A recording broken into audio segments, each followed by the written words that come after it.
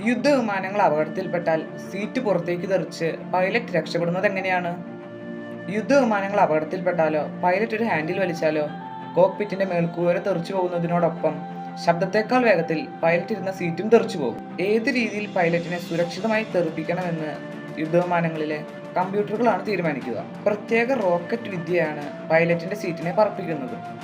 കൂടാതെ സീറ്റ് ശരിയായ രീതിയിൽ ഉയരാൻ ട്രാക്കുകളും ഈ സീറ്റിനടിയിൽ ഉണ്ടാകും. പൈലറ്റിനെ സുരക്ഷിതമായി താഴെ ഇറക്കാൻ ഇരിക്കുന്ന സീറ്റിലും പൈലറ്റിന്റെ പിന്നിലും പാരഷൂട്ടുകൾ ഉണ്ടാകും. ആദ്യം സീറ്റിലെ പാരഷൂട്ട് ഉയരുകയും അതിനുശേഷം സീറ്റ് വിട്ടുമാറിയതിനു ശേഷം പൈലറ്റിന് പിന്നിലെ പാരഷൂട്ട് ഉയരുകയും ചെയ്യും. എല്ലാത്തിനും പുറമെ പൈലറ്റിന്റെ കൂടെ ഒരു കിറ്റും ഉണ്ടാകും. ഈ കിറ്റിൽ ശ്വസിക്കാൻ വേണ്ട ഓക്സിജനും പൈലറ്റിന്റെ ലൊക്കേഷൻ കണ്ടുപിടിക്കാനുള്ള GPS ട്രാക്കറും റേഡിയോ സംവിധാനവും കൂടാതെ സ്ലീപ്പിംഗ് ബാഗ്, തൊപ്പി, ജാക്കറ്റ്, ലൈറ്റർ എന്നുവേണ്ട സൺസ്ക്രീൻ വരെ ഉണ്ടാകും.